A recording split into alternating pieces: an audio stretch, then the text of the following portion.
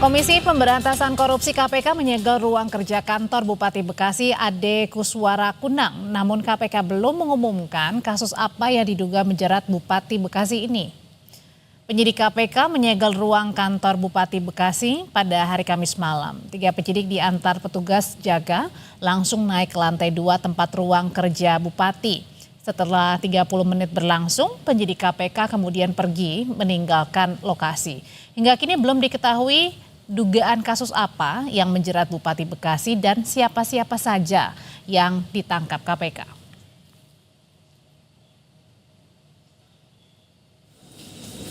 Pakai satu mobil atau berapa, Bang? Berapa orang? Berapa orang, Bang? 3 orang. Pakai rompi nggak, Bang, KPK, Bang? Pakai masker? Pakai. Katanya mau ngapain, Bang? Nyegel. Iya sih. Bilangnya nyegel. Iya. Nyegel ruang Gedung kantor bupati atau apa? ruang bupati berarti ya? Saudara, berdasarkan data KPK sejak tahun 2004 hingga kini sedikitnya ada 201 kepala daerah yang ditangkap Komisi Anti Rasuah. Di tahun 2025 saja setidaknya sudah ada 5 kepala daerah yang terjaring OTT. Bupati Kolaka Timur, Gubernur Riau, Bupati Ponorogo, Bupati Lampung Tengah, dan terakhir Bupati Bekasi. Lagi-lagi kepala daerah ditangkap tangan KPK. Mengapa hal ini terus berulang dan seperti apa efek jera agar korupsi di lingkup pemerintahan daerah bisa diberantas? Kita bahas bersama anggota Komisi 2 DPR dari fraksi Partai Golkar, Ahmad Doli Kurnia. Bang Doli, selamat malam. Malam. Ada juga peneliti Indonesia Corruption Watch atau ICW Wana Alamsyah. Mas Wana, selamat malam. Selamat malam, Mbak. Iya, saya mau tanya dulu nih ke Bang Doli. Bang Doli, dalam 5 bulan terakhir ini sudah ada 5 kepala daerah dari hasil Pilkada 2024 terjerat OTT KPK. Kenapa ini, Bang Doli? Iya, tentu ini sebuah keprihatinan ya buat kita semua. Secara berturut-turut dalam beberapa bulan sudah ada 5 kepala daerah yang terjerat masalah korupsi, bahkan OTT begitu ya. Nah, saya kira ini sudah cukup sangat serius ya. Kita harus cari tahu ini penyebabnya kenapa. Karena begini, kalau disebutkan mereka itu tidak hati-hati ya, katakanlah seperti itu, atau naif ya. Masa kan nggak belajar sih? Misalnya inilah, katakanlah tadi malam kalau Bupati Bekasi, apa dia nggak lihat media atau kemudian tidak membacakan informasi sebelumnya ada Lampung Tengah, sebelumnya ada Ponorogo, sebelumnya ada mana gitu ya. Nah harusnya kan kalau dengar informasi itu kan ya kepala-kepala daerah ini semakin hari semakin, atau kita semua lah ya, semakin hari kan harus semakin hati-hati gitu dan tidak boleh naif gitu. Nah jadi rasanya kalau dibilang mereka tidak hati-hati, masa sih senaif itu gitu. Nah yang kedua saya kira juga memang apakah memang lingkungan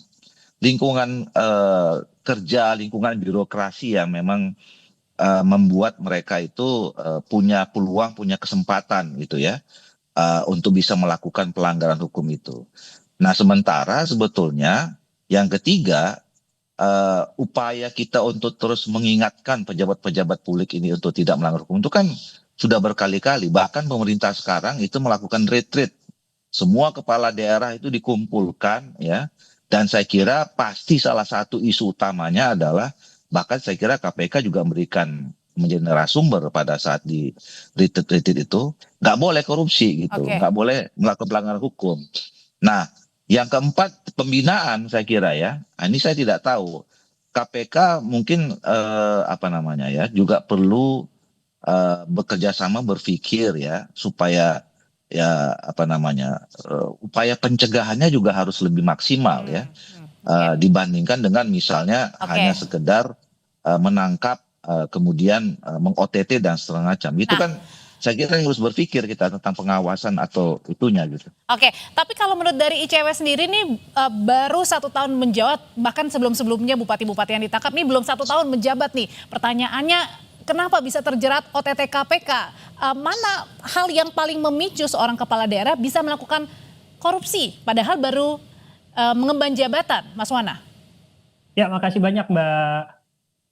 Dalam analisis yang dilakukan oleh ICW, satu hal sebenarnya yang menjadi penting kita lihat adalah tentu kontestasi pemilu ini membutuhkan sumber daya yang sangat besar, begitu. Sumber daya yang sangat besar dalam konteks ekonomi ini tentu didapatkan dari sejumlah pihak.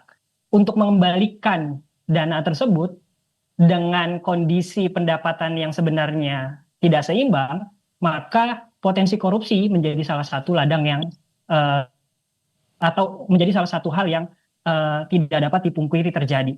Misalkan dalam konteks tersebut, ICW mencatat di Pilkada tahun 2024 lalu, kami melakukan penelusuran, paling tidak ada sedikitnya 138 kandidat yang terkait dengan kasus korupsi, dan itu tersebar ya, mulai dari gubernur, mulai dari tingkat provinsi, kabupaten, dan wali kota begitu. Dan sumber-sumber dana yang berpotensi untuk dikorupsi lagi-lagi adalah dari pengadaan barang dan jasa, yang mana anggarannya itu sangat besar, 40-50% dana yang dikelola begitu, yang mana kemudian ketika hal tersebut itu tidak dapat diantisipasi, maka potensi kebocorannya itu akan sangat besar. Jadi paling tidak dua hal yang mau saya simpulkan. Pertama adalah tadi karena ada biaya politik yang sangat besar begitu, sehingga menimbulkan kepala daerah ini mencari sumber-sumber lain. Salah satunya adalah dan ingin dibalikkan secepat mungkin gitu belanja. maksudnya, Mas Wana?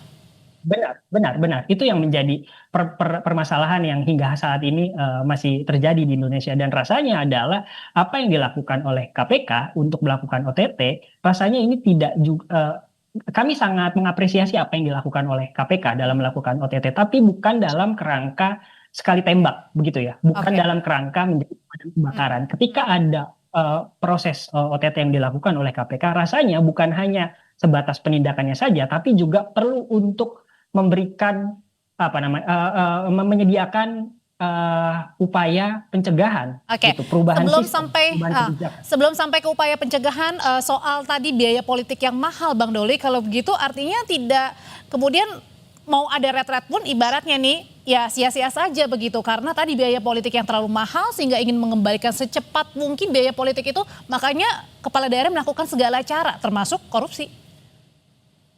Iya, memang kan sekarang sudah menjadi isu ya, isu utama bahwa setiap event-event politik yang ada di Indonesia berkaitan misalnya khusus dengan pemilihan umum ya, itu memang berbiaya tinggi.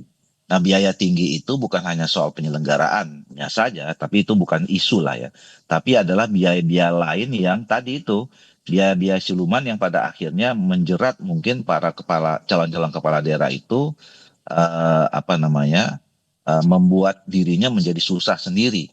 Nah, kalau yang tidak terpilih itu mungkin ya mereka ya stres atau sebagaimana gitu ya. Nah, yang terpilih mungkin ada jalan untuk mengembalikan gitu loh. Nah, tapi ya ini kan baru beberapa bulan ya mereka itu terpilih ya, dari Februari 2025 gitu.